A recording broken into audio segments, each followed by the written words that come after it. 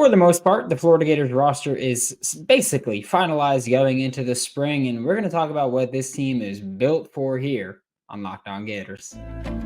You are Locked On Gators, your daily podcast on the Florida Gators.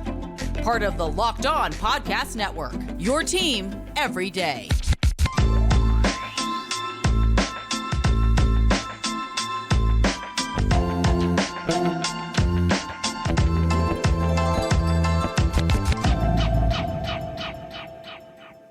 Hello, and welcome back to another episode of Locked On Gators, part of the Locked On Podcast Network, your team every day. Thanks for making Locked On Gators your first listen of the day every day. We are available daily and free wherever you listen to podcasts. Happy Tuesday.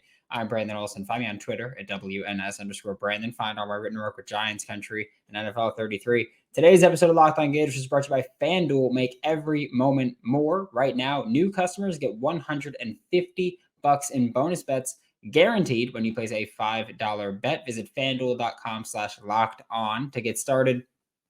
And like I mentioned today, we're going to talk about Florida's roster and kind of what they've been built for, because so much of the conversation this offseason has been what Florida lost in the transfer portal, who they kept or didn't keep in their recruiting class, who they brought in from the transfer portal. And that's really dominated the conversation around the Florida Gators this offseason, really for the past month or so. We'll say month and a half. And so when you look at what this team is built for, I think the first thing that comes to mind, like we're going to look at the offense first. I think the first thing that comes to mind is quick game, whether that's RPOs, whether that's just grip it and rip it type throws, whatever it may be. I think quick game is kind of what we're looking for as what this offense is built to do. It's not a Billy Napier team that's built to run the football right now, because a team that's built to run the football generally has a pretty good offensive line. And right now, Florida's offensive line is questionable. It was bad in 2023. I expect it to be better in 2024, but how much better? And I think for me, that's where I look at questionable offensive line immediately rules out this team is built to run the football. So I think that you can chalk that one up as that's not it. But when you look at the rest of the offense, I think quick game is what you really have to talk about. Because let's talk about Graham Mertz for a second. Because Graham Mertz, and I'll pull up his numbers, was one of the most accurate passers in the entire country this past season. But when you specifically look at underneath, killer. He was a killer. Behind line of scrimmage, had 97 completions on 108 attempts. So and by the way, 4 drops. So he had 11 incompletions, 4 of them were drops.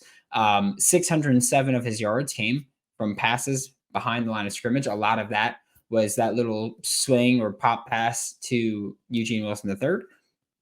Then, and by the way, 29.8% of his pass attempts behind the line of scrimmage. You look at passes that were short. These are all by PFF. Short as in from the line of scrimmage to 10 yards downfield. He went 105 for 124, 85% completion percentage, had 1,000 yards that way. And in those two areas combined, he had 12 touchdowns, 2 interceptions. And by the way, both of the interceptions were indeed off of receivers' hands, because all 3 of his interceptions in 2023 off of receivers' hands. Off of receivers, because the Utah one hit Ricky Pearsall in like the chest. And then the 2 to Arliss Boardingham, one was high on the Kentucky ball, was high, hit Arliss in the hands. Sure, should have come down with it. Whatever. Ball should have been lower, if we're being honest. Hit Arliss in the hands and fell into Kentucky players' hands. And then against, this was Missouri, threw a crossbody and hit Arliss's hands, and then went to hit Arliss in one hand, if I'm not mistaken, and then fell to a defender there. But when you look at 34.3% of his passes there, I'm not good at math. I'm not going to pretend that I am, but I'm going to say I think that's about 64.1%. Just trying to do that off the top of my head. 34.3 plus 29.8. That's 64.1%, if I'm not mistaken, of his passes came 10 yards or shorter. This team knows that that's what they're built for. And then you look at just what this team did with actually catching the ball that short, and you have to look at, we're going to obviously ignore Ricky Pearsall here because he is NFL bound. But then you look at the next three receivers. Eugene Wilson III had 61 catches. Montreal Johnson had 30 catches, who was third on the team. Arliss Boardingham had 26 catches, who was fourth on the team. Khalil Jackson had 21, who was tied for fifth on the team. And then Hayden Hansen had 12, which is sixth on the team. A lot of those guys were catching the ball short.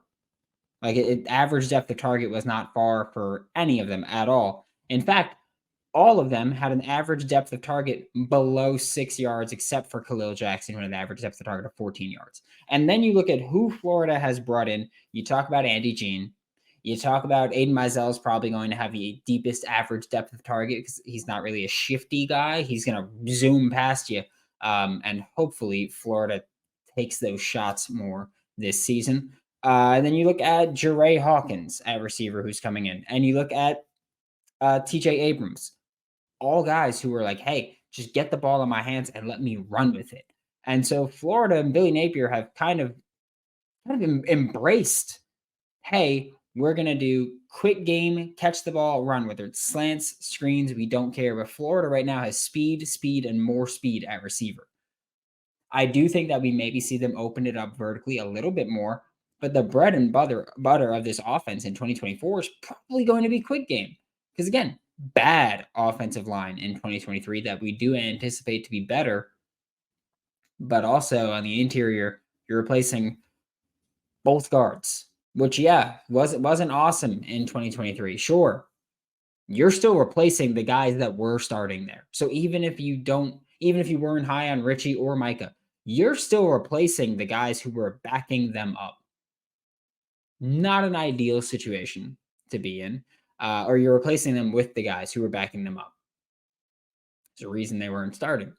And so I think you look at Graham Mertz, deadly accurate underneath, likes to get the ball out quickly. Good. Quick game. Probably going to be an important part. You look at the receiving room, and it's just speed throughout. Probably going to get the ball out quickly to them. Or even if you do let them run deep, probably still going to get the ball out pretty quickly. You look at the tight end room. It's Arliss, it's Hayden, it's Keon, and it's Tony Livingston. That's most of it. I'm not going to count Amir Jackson. I've said this before. It's very difficult for a true freshman tight end to be a legitimate contributor, especially one that basically played wide receiver in high school. So I think that you look at that's not the speed section of it, but they're probably going to be your safety valves for the most part. And so I think you look at, you've got speed, you've got safety valves. Like you could run, we'll say 3 vertical routes, goes on the outside, a slot post, and then you just have a tight end sitting underneath. And it's like, okay, no matter what coverage you're in, then we've got something that can attack that. And so I think that Florida has been built towards quick game. I don't think that that's what Billy Napier, when he got here, initially wanted to do. He wanted to get speed, and we knew that. But he still wanted to be like, all right, we're gonna ground and pound the football, get the ball out quickly, boom, ground and pound the football, take a deep shot, boom. He's being forced to adapt here, and I do think that quick game is going to be a big part of that, because I think that that's what this team is. I think that that's offensively what they have to be if they want to find success. And again, Rob Sale is still the offensive coordinator for the time being. He's not the play caller, but he's still the offensive coordinator. He still participates in building the offense.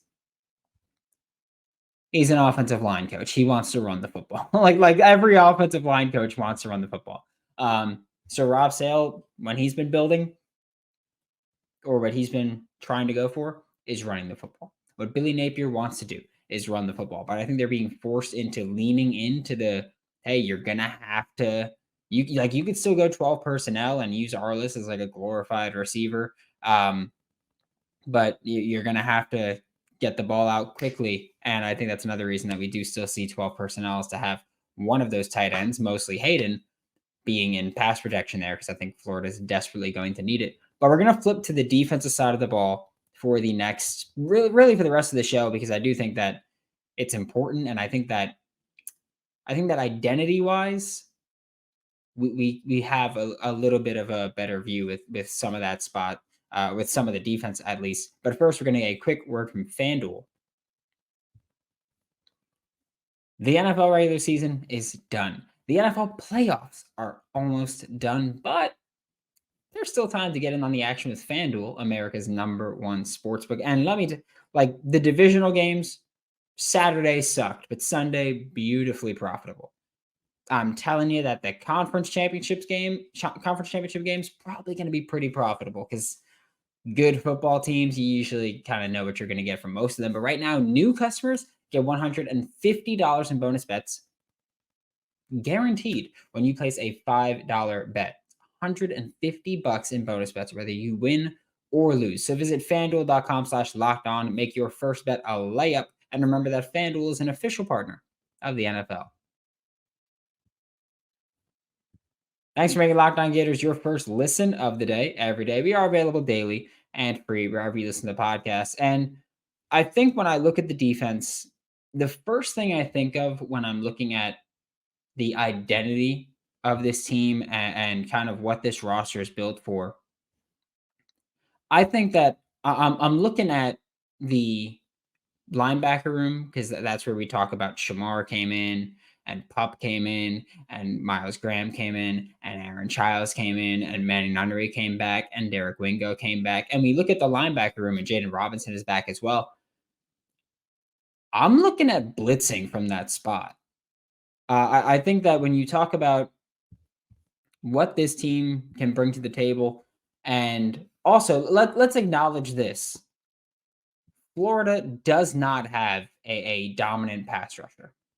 Okay. And I don't care what your opinion on Princely is truly. Like I'm done with it. I don't care. But Princely was a good pass rusher. Whether or not you want to say great, awesome, elite, whatever. The bare minimum that you can give is good pass rusher. Okay. I don't care again about having that discussion. I think he was a great pass rusher. He just didn't hit home enough, but a ton of pressures. With that, Austin Armstrong still dropped Princely into coverage a lot, which again, I think that's something that everyone can agree on where no one wanted that. Like, I get it. I understand conceptually why you have to do it. And I understand conceptually why Austin Armstrong did it. Nobody was like, you know who needs to be in coverage? Princely. But even with Princely, Austin Armstrong would drop him into coverage quite a bit more than, again, I think more than most of us wanted, more than most of us kind of appreciated. Princely dropped back on 25 or 23.1% of his passing down snaps. So he only rushed the passer on 77% of his pass rush reps. So you lost him. So even without him, now I think that you look at this defense, and we've talked about this pretty much since he hit the portal. With Princely gone, you have to look at replacing his production, not individually, but as a unit. Like we're talking about bringing in Joey Slackman was a big part of that. I don't think Joey Slackman's going to replace what Princely brought off the edge, but Joey Slackman, obviously, because Joey Slackman's doing it on the interior, but I just mean pure number-wise, I don't think Joey Slackman's going to replicate what Princely did of 45 pressures last season. But I do think that Joey Slackman gives you an interior pass rushing threat. I think that you'll have Kelby Collins and TJ Searcy taking their next steps, and they're both going to step up from what they did last year because Kelby Collins had 20 pressures last year, which, by the way, third on the team. That's not a good number to have as third on the team. TJ Searcy had 8 pressures, which was about 7th on the team. And then you're bringing in those guys now. And that's kind of like, all right, that's what we're looking at with they're going to take their next steps. Joey Slackman is another pass rushing threat. The only not pass rushing threat that I'm looking at in the starting rotation is Cam Jackson. But again, I personally don't give a damn if he's a pass rushing threat. He's an elite nose tackle. So I'll take that 10 times out of 10. But so I think that you're going to get more production from the other pass rushing spots. Okay. And then I think that you're going to get more production from your linebackers as pass rushers this year. Like you look at that room, and you see Shamar James, you see Pup Howard, you see Miles Graham, you see Aaron Childs, you see Derek Wingo, you see Manny Nunnery, you see Jaden Robinson, and you go, I think a lot of those guys excel when coming downhill.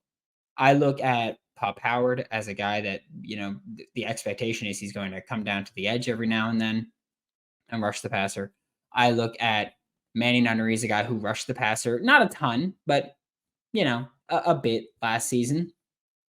I look at Jaden Robinson as kind of a younger with a higher ceiling Manny Nunnery in terms of he can be that linebacker safety hybrid, but like you could put him on the edge and let him rush the passer. Like Manny Nunnery did that a lot. In fact, I know that a lot of people go, "Oh, Grayson Howard's going to replace what Scooby Williams did in terms of playing off-ball linebacker, coming down to the edge every now and then." I think Manny Nunnery did that a lot more, and I'd rather see, or at a higher percentage of his snaps, and I'd rather see Pup Howard do that. You look at Miles Graham, Aaron Childs. Like I've said, it is very difficult to come in as a true freshman and play linebacker in the SEC.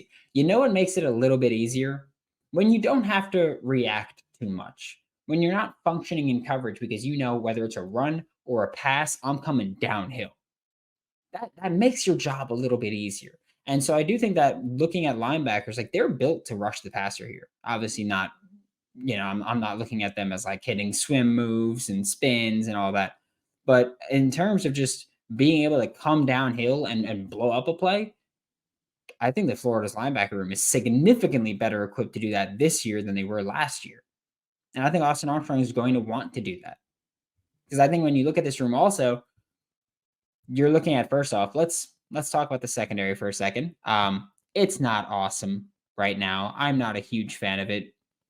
But last year, I don't think you rushed the passer much with defensive backs in general. I don't think you do that again this year, but I do think you can get a bit more aggressive with linebackers. And I think now that you don't have the elite pass rusher, good pass rusher, don't care whatever you want to call whatever Princely was, I think now that you don't have that, you probably feel a little bit more freedom to go, okay, we're going to put Manny Nunnery at Jack. We're going to put Pup Howard at Jack. We're going to put Jaden Robinson at Jack, and we're going to drop them back into coverage.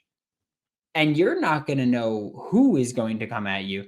Hell, I could realistically, in an obvious passing situation, I could see something like instead of like a strong side defensive end, just two stand-up edge rushers and have that be Pup Howard, Manny Nunnery.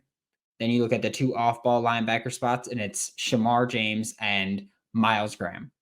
And then on the interior, you got Caleb Banks and Joey Slackman, which we'll talk about in the next segment. You got that, and it's like, who's dropping back and who's rushing? The only people that we really expect to rush are the two on the interior, and everyone else is a rush threat from somewhere else.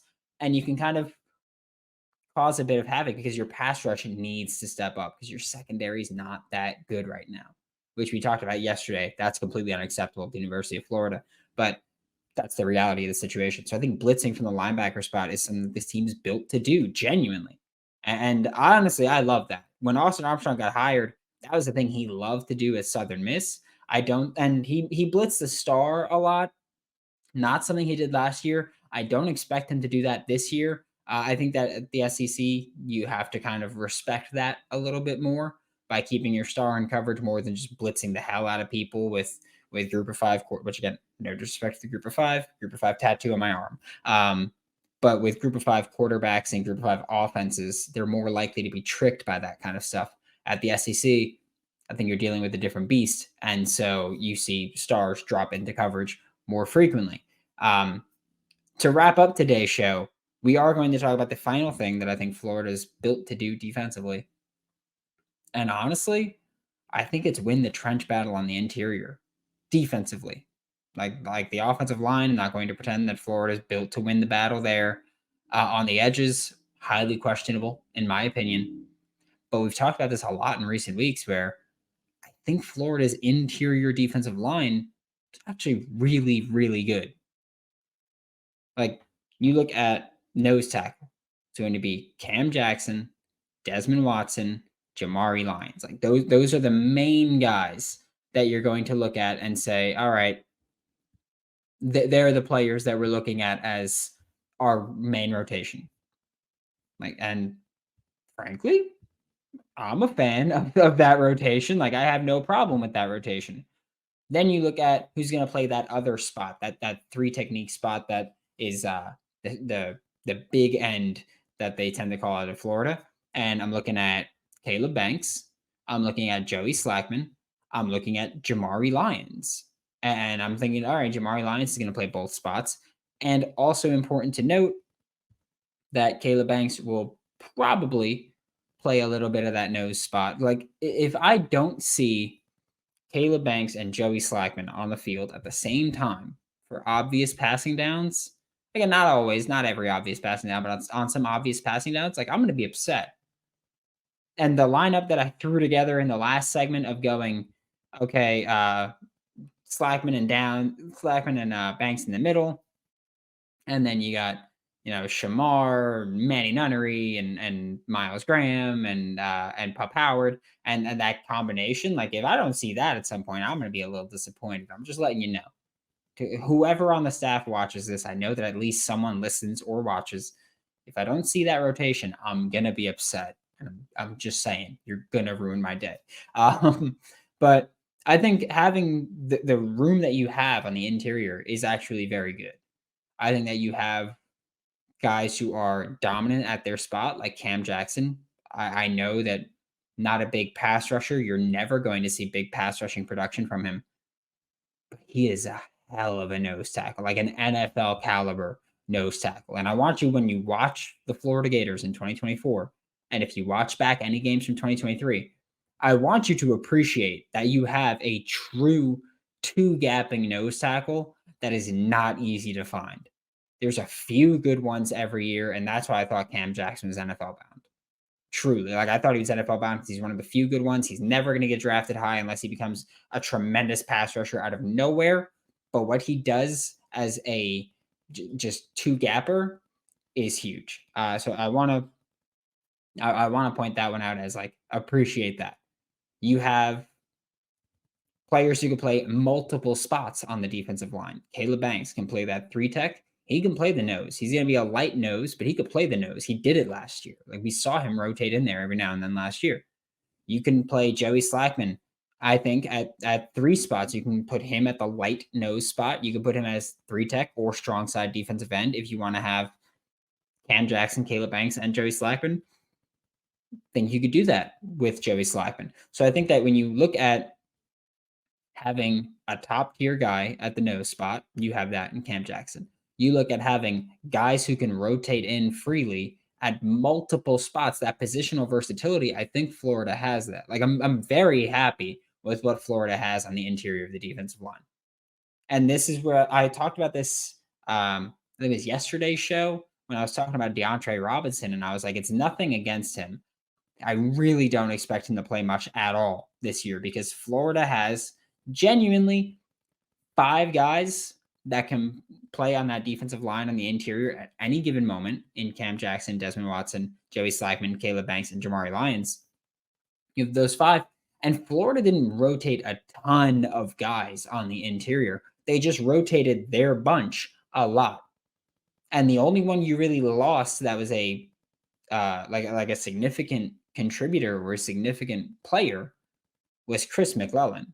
And even then, he was a backup. And he's the only guy that you lost from that rotation in 2023. And again, I think that really helps your linebacker play because it's going to help keep them clean. Like, you only lost Chris McClellan, who is backup quality, and you brought in Joey Slackman, who I believe is a starter quality at the SEC player. So you're looking at that. And as far as, like, me saying, oh, put Caleb Banks and Joey Slackman on the field at the same time for obvious passing downs, and I mentioned the rotation of Caleb Banks, of Cam Jackson at the nose, Caleb Banks at the 3 tech, and Joey Slackman at the F. You can do that as well. Like, in an obvious rushing situation, you can see Cam Jackson, Desmond Watson, Caleb Banks, and Joey Slackman. Like, if you're looking at the goal line, or if you're looking at third and inches or fourth and inches, like when you play UCF, you're going to go up against KJ Jefferson again. And KJ Jefferson just beat the crap out of the Florida Gators. When Florida played Arkansas on November 4th, 2023, KJ Jefferson just beat the crap out of them all game. I don't expect that to happen when you're looking at the UCF game. Like, looking at what Florida has on the interior defensively, it's really good. Granted, I don't think that's enough to carry your defense, but I do think that that puts you in a significantly better spot along the trenches defensively than you were last year. Even with the loss of Princely, even if you don't get the step that you're hoping for from the entire group of Kelby Collins, TJ Searcy, Cam James, Gavin Hill, Justice Boone coming back, Tyreek Sapp doesn't take the next step. Even if not all of those guys have, you can reasonably expect that two of them will take the next step and fill that other spot on the edge next to a strong interior. Like, I think even with losing Princely, your defensive line might genuinely be in a better spot. I think your linebackers are in a better spot. I'm okay with this current safeties. I would prefer another one. I prefer more. But I think when you look at the secondary, that's the big question mark here at corner specifically, where I'm hesitant. But I think you look at the linebacker room, got significantly better. You look at safeties, like I've said, you can reasonably expect significant improvement from that room. You look at the interior of the defensive line, I'm expecting it to be significantly better when you add Joey Slackman. You look at the edge, like, your talent's probably going to be worse at that jack spot, but production overall should be kicked up a notch from everybody there, unless, of course, teams just go, oh, their corners are weak, just throw bombs on them. But even then, that's assuming they don't take jumps at any point. So I really think that this team is built to win that kind of interior. Inside the tackles, I think that this team is built to win defensively. Thanks for making Locked On Gators your first listen of the day every day. We are available daily and free reviews in the podcast and on YouTube. We'll be back tomorrow at the absolute latest for Locked On Gators. I'm Brandon Olsen. Don't forget to follow me on Twitter at WNS_Brandon. Find all my written work with Giants Country NFL 33. And as always, I will see you all next time.